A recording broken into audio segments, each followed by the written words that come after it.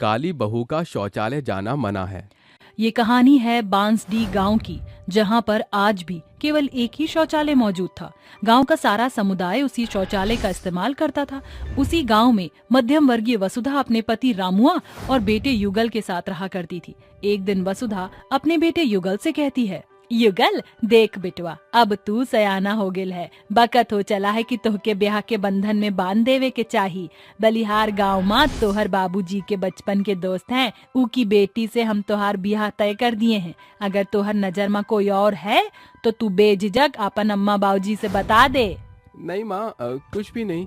आपने और बाबूजी ने मेरे लिए जिसे पसंद किया है मैं उससे शादी कर लूंगा।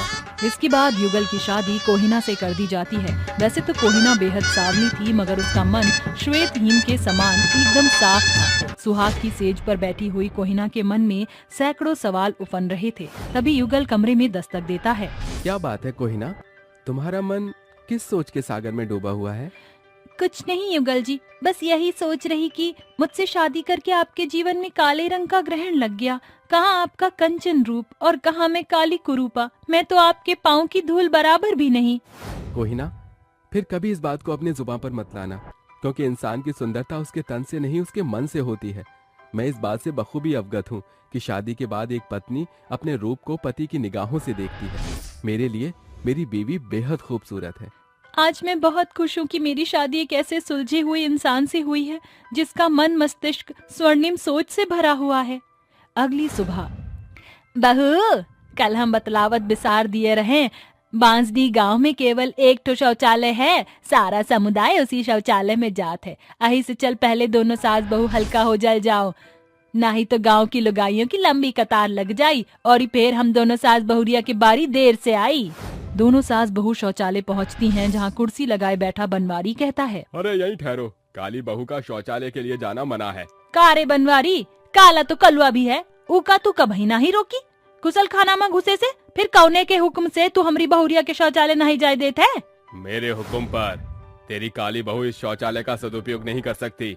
इससे पहले कि तेरी काली बहू इस शौचालय के लिए श्राप बनकर शौचालय की नींव को ढा दे, मैंने इसके शौचालय जाने पर रोक लगा दी है।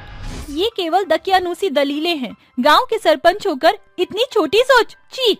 अरे ओ काली कमली, अपनी काली जुबान को लगाम दे, वरना तुझे तेरे इस गज भर की जुबान के साथ मिट्टी में गाड़ कर रख दूंगा। बात को बिगड़ते देखकर वसुधा अपनी काली बहू कोहिना को लिए घर लौट आती है, जहां रमुआ कहता है, अरे वसुधा, क्या बात है, तुम्हारे चेहरे पर ये चिंता कैसी है? रामुआ के पूछने पर वसुधा उसे पूरी बात बताती है, जिसे सुनकर रामुआ कहता है, तुम दोनों सास बहू चिंता मत करो, मैं जाकर सरपंच जी से बात करता हूँ। ये कहकर रामुआ सीधे सरपंच की हवेली पर आता है। जय राम जी के सरपंच जी, वसुधा बता रही थी कि सवेरे आपने मेरी बहू को शौचालय पर जाने पर पाबंदी लगा दी। सही सुना है तूने। जब सालों पहले गांव में शौचालय की नींव धरी गई थी, तब से सारा गांव इस शौचालय के कारण स्वच्छ हो गया। क्योंकि तेरी बहू काली कुरूप है, इसलिए उसका शौचालय जाने की मनाही ही है। इस शौचालय का इस्तेमाल केवल गांव का सुंदर समुदाय ही करेगा। इसलिए अपनी काली बहू को भी जाकर समझा देना कि बिना खिटपिट किए शौचालय के लिए खेत खलियान का इस्तेमाल करे। इसके बाद रमुआ घर लौट आता है, जहां घूंघट की आड़ में खड़ी बहू सुलझा सा जवाब सुनने की बाट जोह रही थी। जैसे ही रमुआ द्वार के भीतर दस्तक देता है, वसुधा कहती है, अजी क्या बोले सरपंच जी? वसुधा, सरपंच के हटीले स्वभाव से सभी रूबरू हैं। उन्होंने कहा कि किसी भी कीमत पर हमारी काली बहू शौचालय नहीं जा सकती। ससुर जी, ये तो सरासर ज्यादती है। फिर उस शौचालय की नींव इस गांव में सरकार की सहायता से पड़ी है, न कि सरपंच के पैसे से। हमें इसके खिलाफ आवाज उठानी चाहिए। अरे बहुरिया, तुहार बोलबाला हम गरीबन को गांव निकाला दे जाए। हम गरीब इस बढ़ते बुढ़ापे में दरदर नहीं भटके चाहत हैं। सारा दोष कमबख्त तोहरे ही काले चंदेरे चेहरे का है। अगर इतना ही शौचालय में हल्का होवे की होड़ है तो बोल अपने बाप को कि शौचालय बनवाने खातिर ज्यादा नहीं 50,000 रुपया भेज दे, बनवाई दिए तोहार ला सुनहरा शौचालय। सासू माँ, बाबूजी के कंधों पर अभी भी 2 बेटियों को ब्याहने का बोझ है। खेती बाड़ी करके बड़ी मुश्किल से वह घर का दाना पानी चलाते हैं। उनके पास इतने पैसे कहाँ से आएंगे? औकात एक फूटी कौड़ी की नहीं, मगर शौचालय चाहिए हमारी काली बहुरानी को। अरे एक तुहरे शौचालय में शौच करे के खातिर हम सरपंच जी से बैर नहीं मोल ले सकत हैं।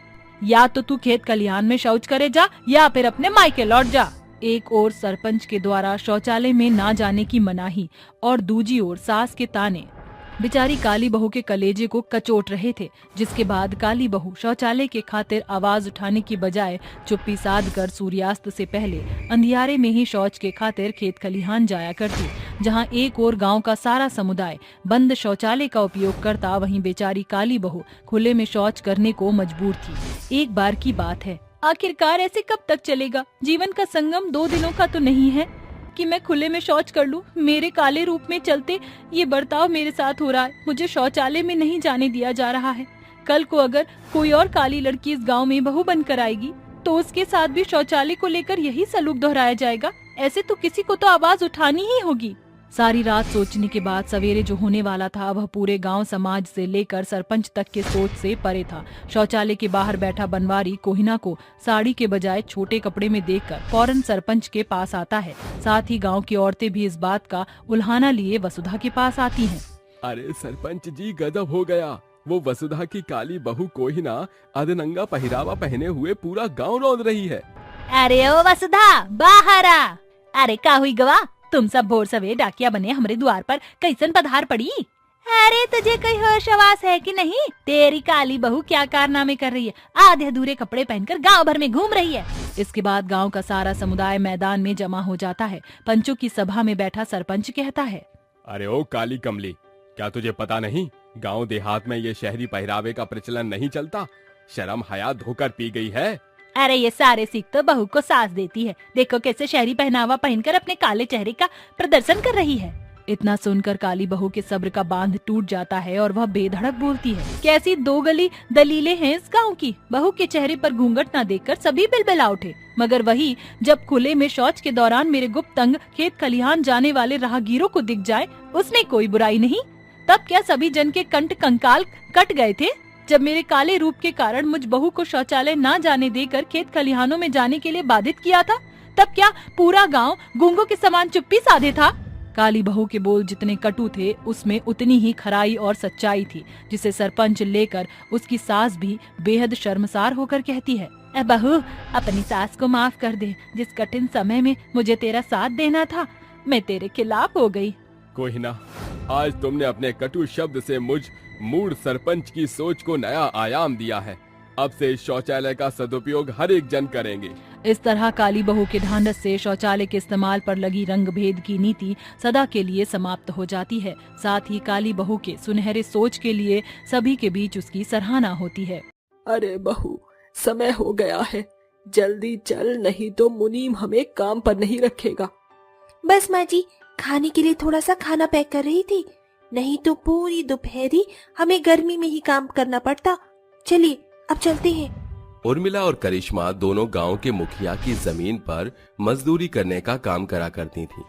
मुखिया की जमीन पर गांव के कई गरीब लोग मजदूरी करके पैसा कमाया करते थे, जिसकी वजह से वो अपने रोजमर्रा की जिंदगी चला लेते थे। अरे चलो चलो, सब काम पर लग जाओ, कोई भी खाली नहीं देखना चाहिए।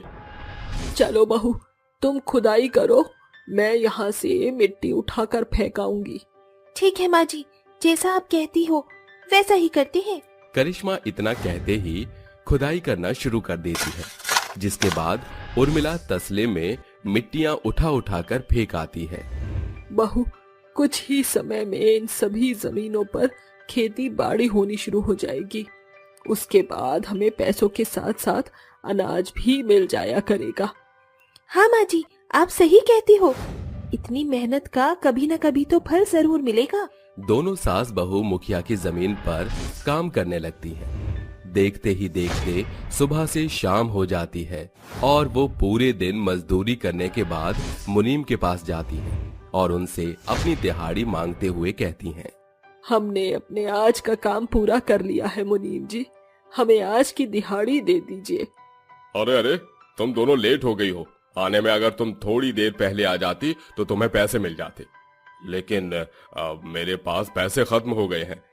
अब तो कल ही तुम्हें पैसे मिलेंगे। लेकिन अब हम रात को क्या खाएंगे? हमारे घर में एक दाना तक नहीं है। अरे तो मुझे क्या बता रही हो, इसमें मेरा क्या कसूर है, हा? मैं इसमें तुम्हारी कोई मदद नहीं कर सकता। अब जाओ यहाँ से, चली जाओ यहाँ से। कल जब दिहाड़ी करने आओगी तो तुम्हें तुम्हारे पूरे पैसे मिल जाएंगे। इतना कहकर मुनीम वहां से चला जाता है। बेचारी उर्मिला और करिश्मा बहुत ज्यादा परेशान हो जाती है। उन दोनों को कुछ भी समझ नहीं आता। वो उन खेतों के बीच में से गुजर ही रही थी कि तभी उन्हें खेतों की मिट्टी में कुछ चमकता हुआ नजर आता है। अरे बहू, वो देख, वहां पर कुछ चमक रहा है। चलो चल कर देखते हैं। लेकिन माँ जी, ऐसे मुखिया के खेतों में घुसना ठीक होगा? कहीं वो हमें इस बात की सजा ना दे दे।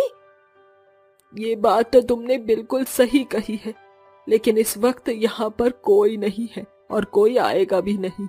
चलो चलते हैं। करिश्मा और उर्मिला मुखिया के खेत में घुस जाती हैं और उस चमकीली चीज को खोजना शुरू कर देती हैं। खोदते खोदते उस जमीन के अंदर से एक बहुत बड़ी मशीन निकलती है।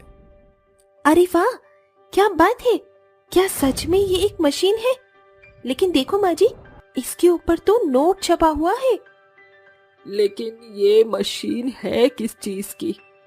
चलो इसे अपने घर लेकर चलते हैं, उसके बाद इसके बारे में सोचेंगे। दोनों सास बहू उस मशीन को अपने घर ले आती हैं, जिसके बाद मशीन के ऊपर एक नोट छपा हुआ देख करिश्मा अपनी सास उर्मिला से कहती है, माँ जी, मुझे तो लगता है कि ये एक नोट छापने की मशीन है। क्या कहा? नोट छापने की मशीन? तू कहीं पागल तो नहीं हो गई है? अरे नहीं माँ जी, रुको, मैं एक बार इसे चलाने की कोशिश करती हूँ। करिश्मा मशीन को चलाने की कोशिश करती है और एक सफेद कागज लाकर उस मशीन के अंदर डाल देती है। कुछ ही देर में उस सफेद कागज के करारे करारे नोट बनकर उस मशीन से बाहर निकलते हैं, जिन्हें देखकर उर्मिला और करिश्मा दोनों दंग रह जाती हैं। तभी करिश्मा खुशी से पागल होकर कहती है, देखा, मैंने कहा था ना, मैंने कहा था। माँ जी, ये एक नोट छापने की मशीन है। अब हम दोनों बहुत अमीर हो जाएंगे। करिश्मा अपनी सास उर्मिला के साथ मिलकर पूरी रात नोट छापने वाली मशीन से नोट बनाकर निकालती है। सुबह तक उनके पास कई सारा पैसा इकट्ठा हो जाता है और अगले दिन जैसे ही सवेरा होता है, वो अपने लिए अपनी जरूरत का सारा सामान और अपने लिए एक प्यारा सा घर खरीद लेती है। माँ जी, देखो तो सही, कितना प्यारा है ये घर। मुझे तो लग रहा है जैसे मैं अभी किसी सपने में जी रही हूँ। अरे सपने से बाहर आजा बहू, ये सब हकीकत है। हम इस महल जैसे घर में रहेंगे आज से। करिश्मा और उर्मिला गांव में सबसे बड़े और सबसे सुंदर घर में रहने लगते हैं।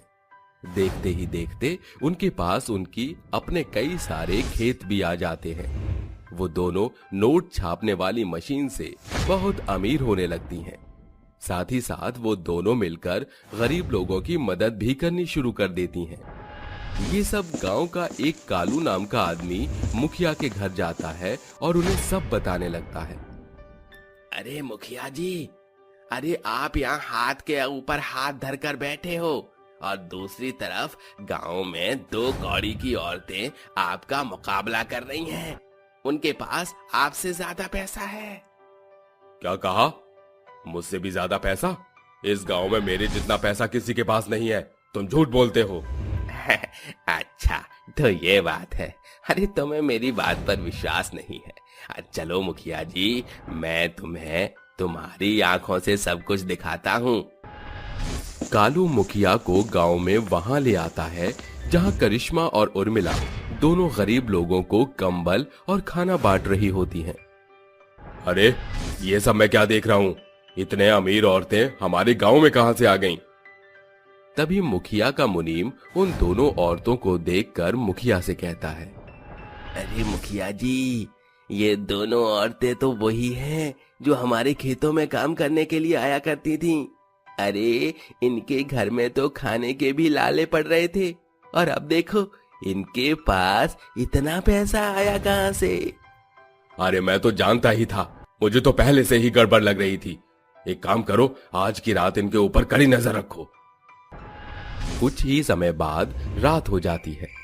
जैसे ही आधी रात के समय चारों तरफ अंधेरा छा जाता है, उसी समय मुखिया के गुंडे करिश्मा और उर्मिला के घर पर नजर रखने लगते हैं। तभी करिश्मा अपनी सास उर्मिला से कहती है, माँ जी, हमारे पास जितना पैसा था वो सभी खर्च हो गया है। हमें और पैसों की जरूरत है। अरे बहू, तो देर किस बात की है? चलो चलते हैं और पैसा छापने वाली मशीन से पैसा निकालते हैं। उर्मिला और करिश्मा दोनों एक कमरे में जाती हैं, जिसमें पैसा छापने वाली मशीन रखी होती है। करिश्मा उस मशीन में कागज डालती है, जिससे मशीन के अंदर से करारे करारे नोट बनकर निकल आते हैं। हाय हाय हाय, क्या बात है! कितने करारे करारे नोट हैं। हमारी तो किस्मत ही चमक गई। सही कहती हूँ माँ जी, अब हमारी तो किस्मत के साथ साथ लॉटरी भी खुल गई। हमें कभी कोई दिक्कत नहीं होगी। अगले दिन जैसे ही सवेरा होता है, उर्मिला और करिश्मा दोनों उन पैसों से अपना खुद का कारोबार करना शुरू कर देती हैं। और वहीं दूसरी तरफ मुखिया के गुंडे मुखिया को पैसा छापने वाली मशीन के बारे में बताते। अरे मुखिया जी, उन दोनों के पास तो पैसा छापने वाली मशीन है। जब उन दोनों के पास पैसा छापने वाली मशीन है तो आपके पास क्यों नहीं है? अरे मैं तो कहता हूँ उनसे छीन लो। अरे अगर मैंने ऐसा किया तो पूरे गांव में मेरी बदनामी हो जाएगी, इसलिए तुम लोग रात के समय उस मशीन को चोरी करके मेरे पास लेकर आना। जैसे ही रात होती है, मुखिया के सभी गुंडे किसी न किसी तरह करिश्मा और उर्मिला के घर में घुस जाते हैं और पैसा छापने वाली मशीन वहां तक पहुंच जाते हैं। आखिरकार मैंने इस पैसा छापने वाली मशीन को ढूंढ ही लिया।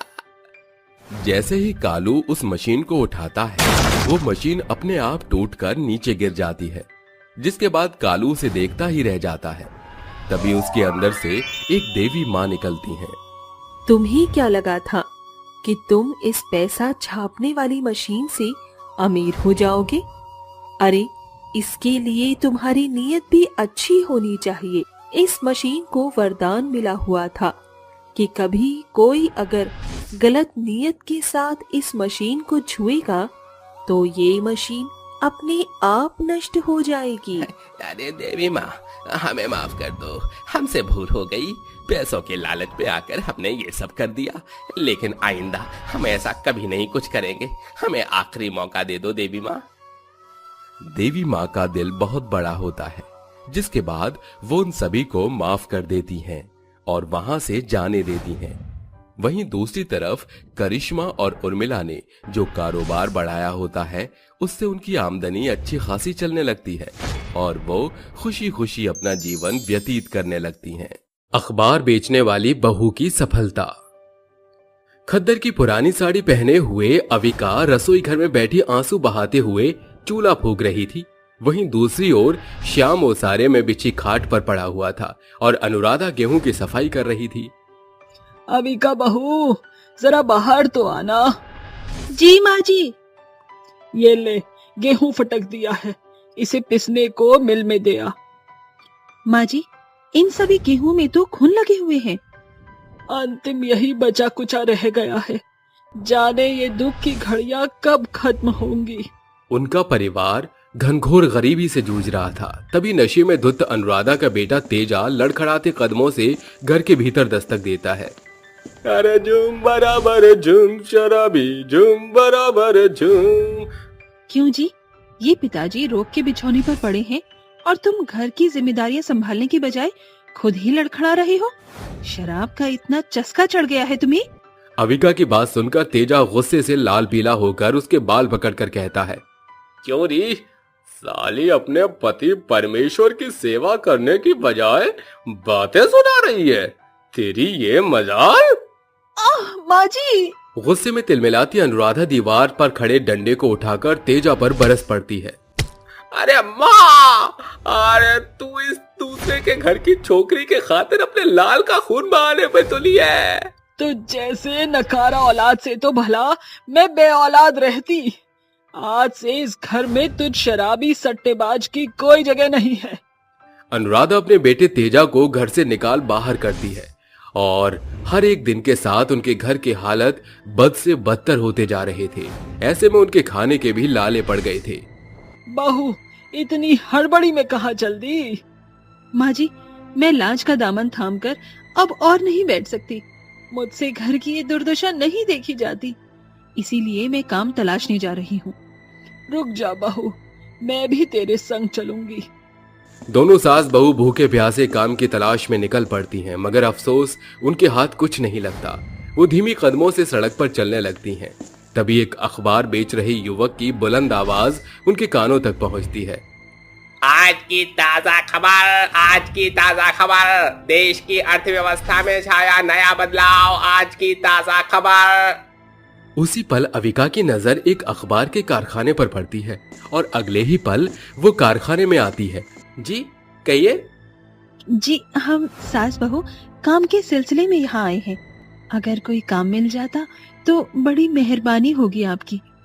जी, मगर उसकी खातिर मुझे ये जानना होगा कि कितनी साक्षर हैं आप? जी, मैं इंटर तक पढ़ी लिखी हूँ, हिंदी बखूबी जानती हूँ और अंग्रेजी भी काफी हद तक समझ बूझ लेती हूँ। जी, आपकी खातिर एक वैकेंसी खाली है। साहब, मुझे बूढ़ी अनपढ़ के लिए भी यहाँ अगर कोई छोटा मोटा काम हो तो बताइए। माफ कीजिएगा माता जी, ये अखबार का कारखाना है जिसमें साक्षरता दर लाजमी है, मगर हमारे बावर्ची खाने की खातिर एक चाय पानी बनाने वाली की उपलब्धि खाली है। चलेगा साहब। अविका जी, आप चाहे तो अभी से काम शुरू कर सकती हैं। दोनों सास बहू अपने अपने कामों में जुट जाती हैं। अविका कुछ ही पल में अखबार से जुड़े तमाम काम को पूरी तरह दिमाग में बैठा लेती है। दोनों देर शाम तक काम करती हैं। हाँ, वैसे काम के प्रति आप दोनों की सच्ची लगन सराहनीय है। ये लीजिए आप दोनों के पैसे। साहब, आप मुझे नौकरी से खदेड़ रहे हैं क्या, जो आज ही पैसे थमा रहे हैं? अरे नहीं नहीं, आप दोनों का काम तो काबिले तारीफ, मगर आज महीने का अंतिम तारीख है, इसलिए ये एक रोज का पगार रखिए। कल कारखाने में महीने के पहले दिन से आपकी नए सिरे से शुरुआत होगी। मिले हुए पैसे से वो कुछ मात्रा में राशन इत्यादि खरीद कर घर आती है। अविका खाना बनाने लगती है और अनुराधा अपने बीमार पति से रोते हुए कहती है, सुनो जी, मुझे और बहू को एक अखबार के कारखाने में काम मिल गया है, तो कल से हमें आने में सांझ हो जाएगी। भोर को दोनों सास बहू सारा काम धाम निपटा कर समय से पहले कारखाने पहुंच जाती हैं। अविका, तुम्हारे काम में थोड़ा बदलाव कर दिया गया है। मैं तुम्हें प्रतिदिन 100 अखबार बेचने का टारगेट दूंगा, जो तुम्हें हर हाल में पूरा करना होगा। इसी आधार पर पगार निश्चित होगी। जी सर, मैं बेचूंगी। अखबार के इस कारखाने की ओर से उसे एक साइकिल और अखबार का बंडल दिया जाता है। अविका रास्ते में जाते हुए कहती है, ए सरस्वती माँ, ये कैसी असमंजसता है। मैंने आज से पहले कभी अखबार पढ़ा भी नहीं था और आज अखबार बेचना है। अविका अखबारों के बंडल को साइकिल की पिछली सीट से बंधे एक रिहायशी इलाके में आकर बुलंद आवाज में कहती है, आज की ताजा खबर, बढ़ती मुद्रास्फीति में घटाव। ऐसे ही मिर्च मसाले वाली रोचक खबरें पढ़ने के लिए खरीदे मात्र 2 रुपए में एक अखबार। किरण नाम की एक महिला झरोखे से देखती हुई उसे रोक कर कहती है, अरे ओ अखबार वाली, 4 अखबार लिया ना। अविका बंडल से 4 अखबार निकालकर उसे थमा देती है। 8 रुपए हुए हैं साहब। अखबार के बिना तो मानो सुबह शुरू ही नहीं होता। अच्छा सुनो, कल से रोजाना 4 अखबार लेकर आना। मालकिन, एक जन की खातिर इतनी दूरी बहुत बढ़ जाएगी। अगर 2-4 जन अखबार खरीदने में भागीदारी दिखाएं तो मुझ गरीब की नौकरी सुरक्षित रहेगी। अरे 2-4 क्या, कल तुम 50 अखबार इकट्ठे लाना, मैं हूँ ना। इस तरह अविका हर दिन 100 अखबार बेचने का टारगेट समय से पहले पूरा कर लिया करती थी, जिससे महीने भर में ही उसकी पगार दुगनी कर दी गई। और फिर एक सुबह, मेरे प्यारे दोस्तों, जैसा कि हमारे अखबार का कारखाना सालों से प्रथम श्रेणी में आ रहा है, मगर कुछ दिनों से अब इसका दबदबा घट रहा है, तो इनमें ऐसा क्या बदलाव भरा जाए? तो कोई अपनी राय देना चाहता है? सर, मैं कुछ कहना चाहूंगी। हमारे अखबार की खबरों में वो बात नहीं है जो जनता चाहती है। जैसे कि इस 8 पन्नों के अखबार में अगर हम शुरुआती के 2 पन्ने देश की बागडोर से शुरू करें और फिल्मी जगत की खबर को भरें और अंतिम पन्ने पर खाने की विधि जैसी खबरें इसमें भर दें तो इसमें चौगुना मुनाफा होगा। वो कैसे अविका? सभी पन्नों में एक ही खबर अखबार की रोचकता को घटाता है और अग्रसर करता है, मगर जब अखबार के 8 पन्नों में खाना, पहनावा, मसालेदार खबरें इत्यादि शामिल होंगे तो सभी तबके के लोग इसे खरीदने और पढ़ने में रोमांच दिखाएंगे। अखबार के प्रति अविका का भारी रुझान देखकर तालियों की गड़गड़ाहट गूंज उठती है। वेल डन अविका, आज से तुम पूरी तरह से इस अखबार कारखाने की मैनेजर हो। मुबारक हो बहू, आज तुझे अखबार के कारखाने में बड़ा पद मिला है। माँ जी, मैं उस पद से कहीं ऊपर की सोच रही हूँ, जहाँ मेरी आंखों के सामने मेरी माँ समान सास को नौकर के जैसे कामकाज न करना पड़े। कुछ ही महीने बाद जोड़े गए पैसे से अविका एक न्यूज प्रिंटिंग का दफ्तर खोलती है और इश्तहार के द्वारा एडिटर्स को हायर करती है। मुझे आप सभी से सैकड़ों उम्मीद है। इस दफ्तर में आप सभी का योगदान ही हमको सफल बनाएगा।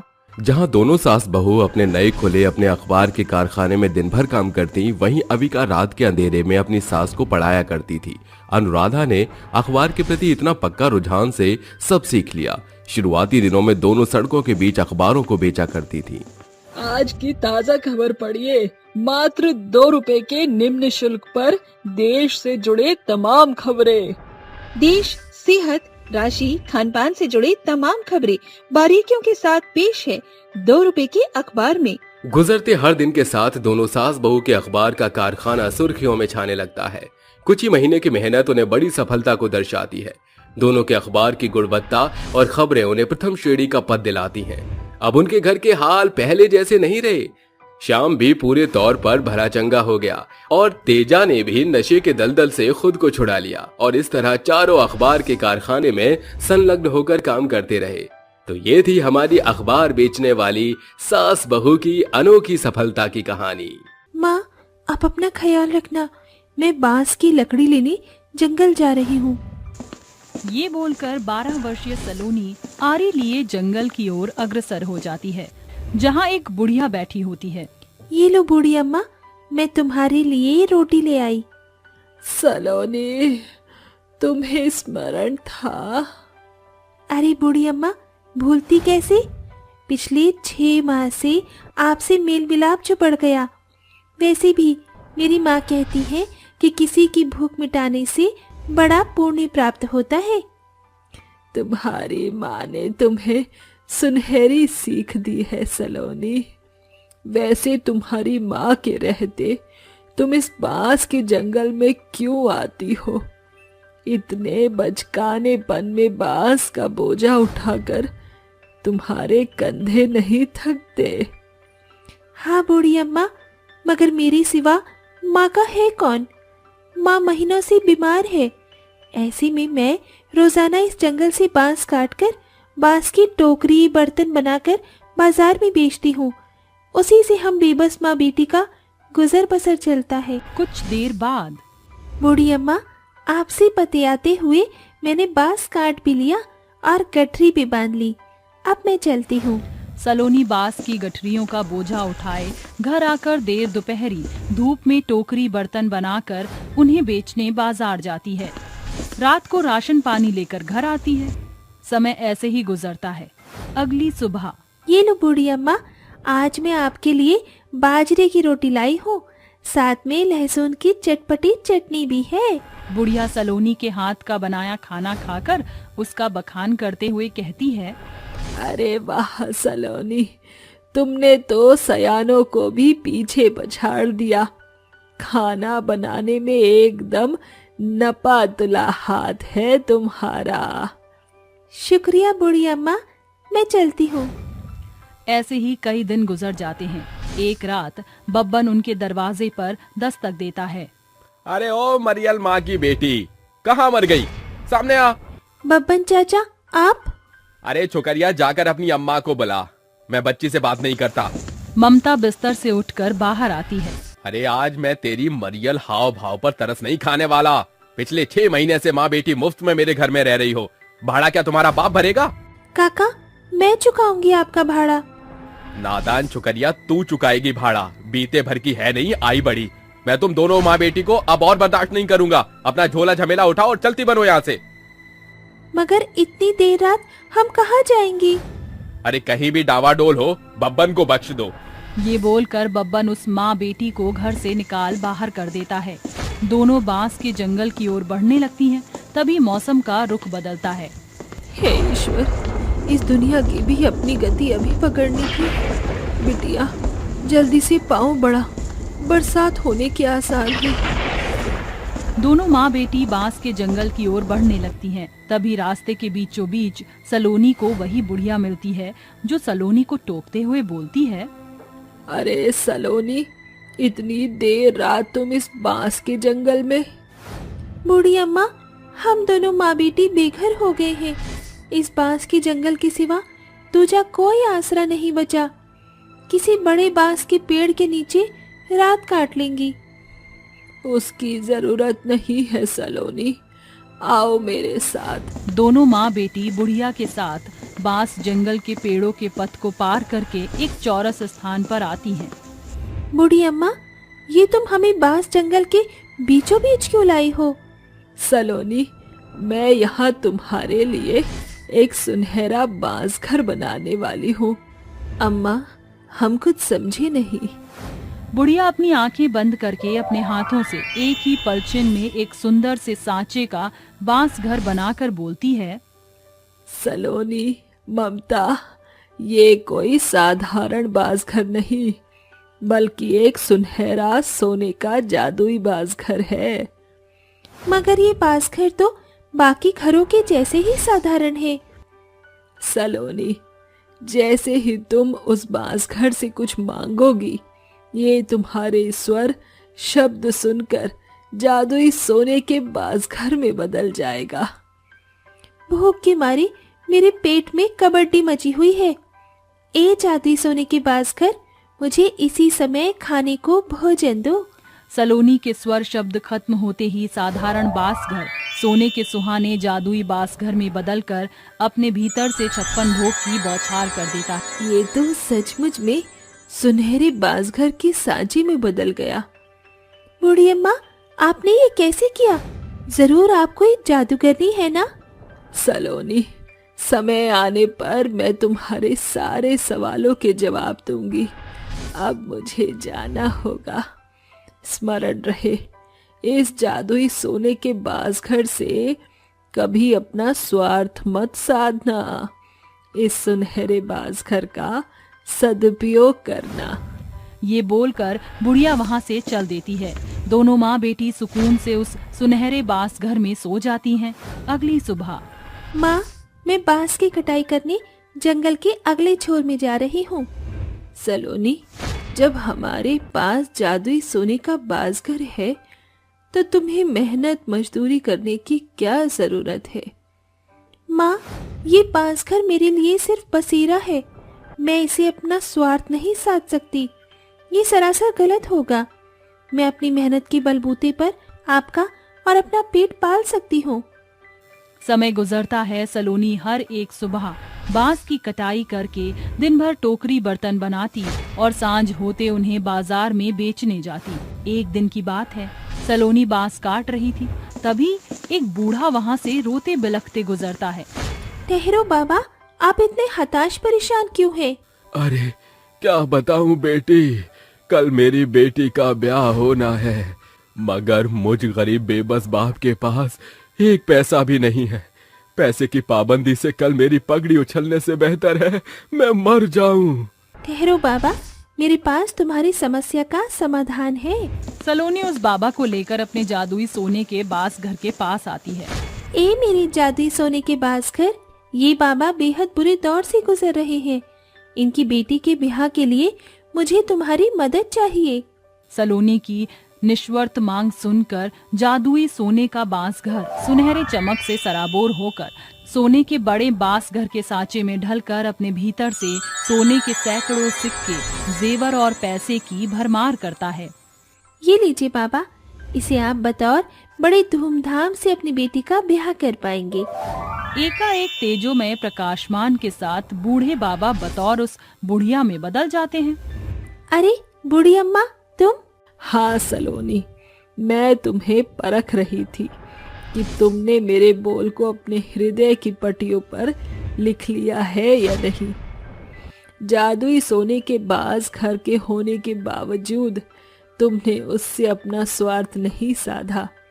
खरी उतरी हो, अब मैं तुम्हें अपना पुख्ता परिचय जाहिर करती हूँ। ये बोलकर बुढ़िया एक जादुई परी में बदल जाती है। सर पर सुनहरा ताज, हाथों में जादुई छड़ी, ये पहरावा तो परी का होता है। तुमने सही पहचाना, मैं एक जादुई परी रानी हूँ जो एक तपस्वी के श्राप से इस बांस जंगल में बंधक बन गई थी। जानना नहीं चाहोगी कैसे? हाँ तो सुनो। परी, आज तुम पूरे 18 बरस की हो चुकी हो। यही समय है जब परी की बेटी को परिलोक की परिरानी का पद प्राप्त होता है। आज से तुम परियों की रानी, मगर तुम्हें अपनी शक्तियों के साथ संसार का भ्रमण करना होगा। परी अपने लोक को पार करके संसार में आती है। अरे, ये बांस वृक्ष का जंगल तो बड़ा रोचक है, क्यों ना मैं यहाँ अपनी शक्तियाँ साधूं? परी अपनी जादुई छड़ी से बांस जंगल में कभी पथराव करती तो कभी मेह की फुहार बरसाती और अंत में आग से जंगल को जला दिया। तभी एक तपस्वी उसके सामने आ खड़ा होता है। घोर अनर्थ, तुम्हारे साथ उल्टा ने मेरी सदियों की तपस्या को भंग कर दिया। बाबा, मुझे नहीं स्मरण था कि आप यहाँ साधना में लिप्त हैं। मैं अभी इस अग्नि को बुझा देती हूँ। अगले ही पल परी उस आग को बुझा देती है। इसका अभी कोई तात्पर्य नहीं है। मैं तुम्हें श्राप देता हूँ परी कि जिस शक्ति से तुमने मेरी सालों की तपस्या को भंग किया, तुम इसी पल छिन एक बुढ़िया बनकर इस बांस जंगल में बंधक बन जाओगी और जब तक कोई नेक दिल यहाँ नहीं आएगा तुम यहीं रहोगी। और मैं बतौर बुढ़िया बनकर इस बांस जंगल में बंधक बनकर रहने लगी, मगर तुम वो नेक दिल निकली और तुम्हारे हाथों का आहार मेरा हथियार बन गया। मेरी शक्तियाँ लौटने लगी और आज मैं इस बांस जंगल से रिहा हो रही हूँ। सिर्फ तुम्हारी बदौलत आज से इस बांस जंगल की जिम्मेदारी मैं तुम दोनों माँ बेटी पर छोड़ती हूँ। ये बोलकर परी गायब हो जाती है और दोनों माँ बेटी उस जादुई सोने के बास घर में बसेरा बनाकर भावी भविष्य में बेबस बेसहारा लोगों की मदद किया करती। बादल गरज रहे थे, मौसम बेहद खराब था, जिसके चलते गांव के गौशाला में बंधे गाय भैंस लाल आंखें करके आपस में चिल्लाने लगते हैं, चारे उड़ने लगते हैं। तभी उनका शोर सुनकर डरावनी चुड़ैल आती है और उन्हें सहलाते हुए कहती है, अरे तुम सब इतना चिल्ला क्यों रहे हो? डरो मत, मैं तुम सबके पास ही हूँ, बस आंधी आ रही है। अरे अरे क्यों शोर मचा रही है? भूख लगी है क्या? चुड़ैल के ये बोलते ही गाय अपनी गर्दन हिलाकर और आवाज निकालने लगती है। अच्छा, तो तुम सबको भूख लगी है और तुम चारा नहीं खाओगे, है ना? तो देर किस बात की? चलो अब हम चलते हैं, इंसानी लोगों की मांस खिलाती हूँ आज तुम्हें। आज हम गांव के लोगों का शिकार करेंगे। ये कहते ही चुड़ैल अपनी शक्तियों से चारों गायों की रस्सियाँ खोल देती है और भूतिया गाय के साथ उड़कर चुड़ैल गांव में पहुंच जाती है, जहां सभी लोग चैन की नींद सो रहे होते हैं। तभी चुड़ैल कहती है, आओ मेरी प्यारी गायों, बहुत दिनों से मैंने इस गांव में मातम नहीं देखा। जाओ उन लोगों को मारकर अपनी दावत पूरी करो। चारों भूतिया गाय उसकी बात सुनकर तेजी से सोते हुए लोगों के घरों में अपने सिंग से बार बार धक्का मारकर दरवाजा तोड़कर अंदर चली जाती है और अपने खूंखार सिंग से उन्हें मार डालती है। वहीं एक तरफ जगबीर, जो कि जगा हुआ था, वो भूतिया गाय को देखकर शोर मचाने लगता है। अरे अरे बचाओ, अरे कोई बचाओ, यहाँ तो बहुत खतरनाक गाय है, अरे मुझे मार डालेगी, हे भगवान मेरी मदद करो, भगवान के लिए छोड़ दो, आलतू जलालतू आई बला को टालतू, हे भगवान मुझे बचा लो। बच नहीं पाएगा तू, मारा जाएगा। अरे बाप रे बाप, ये मैं अपने कानों से क्या सुन रहा हूँ? गाय बोल रही है, ये तो मुझे कोई डरावनी भूतिया गाय लगती है। तूने बिल्कुल सही समझा। अरे भगवान के लिए मुझे छोड़ दो, आलतू जलालतू आई बला को टालतू, भगवान मुझे बचा लो। भगवान के लिए छोड़ने से अच्छा है कि मैं तुझे भगवान के पास ही पहुँचा दूँ। डर के मारे जगबीर जमीन से डंडा उठाकर उस भूतिया गाय को मारने लगता है, लेकिन भूतिया गाय टस से मस नहीं होती है, उल्टा आग बबूला होकर उसको अपने सींग से मार डालती है और अपनी पूंछ में लपेटकर घसीटते हुए जगबीर को चुड़ैल के पास ले आती है। बाकी गाय भी शिकार करके चुड़ैल के पास आ जाते हैं। ये देखकर चुड़ैल कहती है, अरे वाह मेरे शेरों, तुमने वाकई में इन लोगों को सही जगह ठिकाने लगाया है। अरे आपने तो हम सबका जेंडर ही चेंज कर दिया। अक्ल की घोड़ियों, तुम्हारी तारीफ कर रही थी। अरे तो आप शेरनी भी तो कह सकती थी ना, और अब आपने हमें घोड़ियाँ भी बोल दिया, दूसरे जानवर में चेंज कर दिया। लेकिन हाँ, अब की बार जेंडर सही था। क्या खी करके हंस रही हो? इन लाशों का मैं क्या करूंगी? ये खाना तुम्हारे लिए ही है, तो तुम ही खाओ, मैं अपना शिकार अलग से करूंगी। जैसी आपकी इच्छा, हम तो इन्हें खाने जा रही हैं। आपको आना है तो आ जाना। आओ आओ सारी भूतिया चुड़ैलो गायो आओ, हमने दस्तरखान बिछाया, दावत इंसान है। आहा, मजा आ गया, इसका खून तो ताजा भी है। सबको खाता देख चुड़ैल की जीभ लपलपाती है। अच्छा, तुम सब इतना फोर्स कर रहे हो तो मैं खा लेती हूँ। वैसे भी अब कहाँ शिकार करके लाऊंगी, तुम्हारे साथ ही दावत कर लेती हूँ। बिल्कुल बिल्कुल, आइए, आपको मना कैसे कर सकते हैं। इसी के बाद सब मिलकर उन लोगों को खा लेते हैं। अब सिर्फ उनकी बची हुई हड्डियां ही पड़ी थी। दावत करने के बाद भूतिया गाय और चुड़ैल गौशाला में पहुंच जाती हैं। अगले दिन गांव के लोग लाशों का ऐसे देखकर खौफ में आ जाते हैं। वहीं चुड़ैल और भूतिया गाय नॉर्मल गाय और इंसान बनकर लोगों के बीच रहते थे, लेकिन रात में अपने असली रूप में आकर लोगों का शिकार करते थे। एक दिन भीम उसकी गौशाला से जैसे गुजरता है, गाय उसे देखकर अपनी लाल आंखें करती है और सीधा मार डालती है। तभी चुड़ैल कहती है, तुमने उसे क्यों मारा? आप भूल गई? जरा इसकी शक्ल देखकर पहचानिए, ये कौन है? ये वही है जिसने हमें मारा था। बहुत बढ़िया, तुमने बहुत अच्छा काम किया। मैं तो भूल ही गई थी कि मुझे इन लोगों से बदला भी लेना है। आज रात को ही हम लोगों को ढूंढकर मार देंगे। अगले दिन चुड़ैल अपना रूप बदलकर 2 गायों को रस्सी बांधकर गांव में ले जाती है, जहां वो उन्हें घास चराती है। तभी बबलू वहां से गुजरता है और चुड़ैल कहती है, मेरी प्यारी गाय, मैं सोच रही हूँ तुम इतना सारा गाढ़ा दूध का उत्पादन कर रही हो, आखिर मैं इस गांव में किसे दूं? क्योंकि अधिकतर ग्वालों के पास तुम्हारी जैसी गाय है, तो मैं किसको बेचूं? इससे अच्छा और मौका क्या होगा? ये गाय मेरे पास आएगी तो मैं बहुत पैसा कमा सकता हूँ। पिछली बार तो मैं ले ही नहीं पाया था, खामखा उसे मारना पड़ा मुझे। जी सुनिए, क्या मुझे ये गाय मिल सकती है? कितना पैसा होगा इसका? पैसे की क्या जरूरत है? आप इस गांव के हैं तो मैं आपको ऐसे ही दे देती हूँ, क्योंकि मैं यहाँ से जा रही हूँ ना, तो इसका ख्याल कौन रखता? ठीक है, तो आप इसे मुझे दे दीजिए, मैं इसका बहुत अच्छे से ख्याल रखूंगा। अच्छा, मेरे पास एक गाय तो बच गई, इसके अलावा एक और है, तो आपके कोई दोस्त है जो इन्हें लेना चाहते हैं? ऐसा करता हूँ, राकेश और राजू को एक एक गाय दे देता हूँ, फिर हम तीनों मिलकर पैसा कमाएंगे।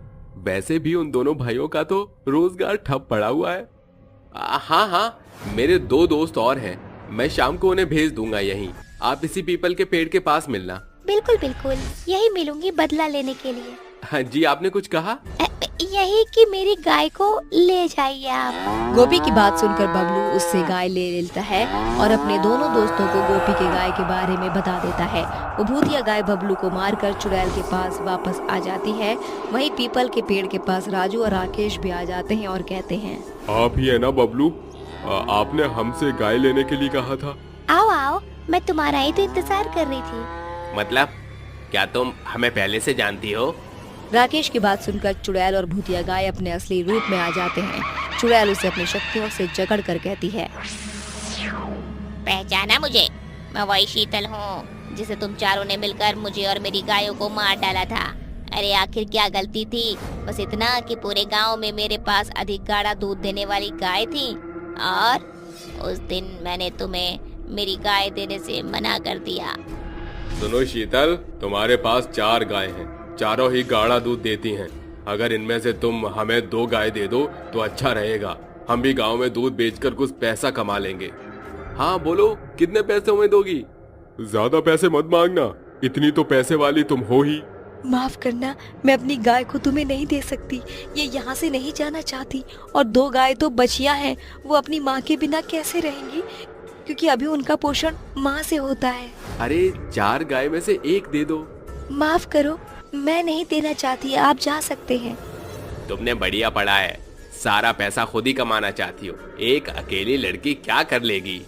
मैं तो कहता हूँ आज इसका घमंड तोड़ ही देते हैं, इसकी गायों को मार डालते हैं, ना रहेगा बांस ना बजेगी बांसुरी। नहीं नहीं, ऐसा मत करना, मेरी गाय बहुत मासूम है, तुम ऐसा नहीं कर सकते। पर हम ऐसा करेंगे। ये कहते ही चारों बेशर्मी के साथ शीतल की नजरों के सामने गौ हत्या कर देते हैं, फिर उसे भी मारकर फरार हो जाते हैं। उस दिन के बाद आज तुम हाथ लगे हो, 2 को तो मार दिया और तुम दोनों बाकी हो। ऐसे कैसे छोड़ दो, मरना तो होगा ही। तुम्हारे चक्कर में हमने निर्दोष लोगों की जान ले ली। मेरी प्यारी गायों, इन दोनों दरिंदों, बेरहमी से मार दो इन्हें। छोड़ दो, हमें माफ कर दो, अरे जाने दो मुझे। चुड़ैल की बात सुनकर चारों भूतिया गायें उन दोनों को बेरहमी से मार डालती हैं। साथ ही चुड़ैल भी अपना बदला लेने के बाद चुड़ैल और उसकी भूतिया गायों को मुक्ति मिल जाती है और वो हमेशा के लिए चले जाते हैं।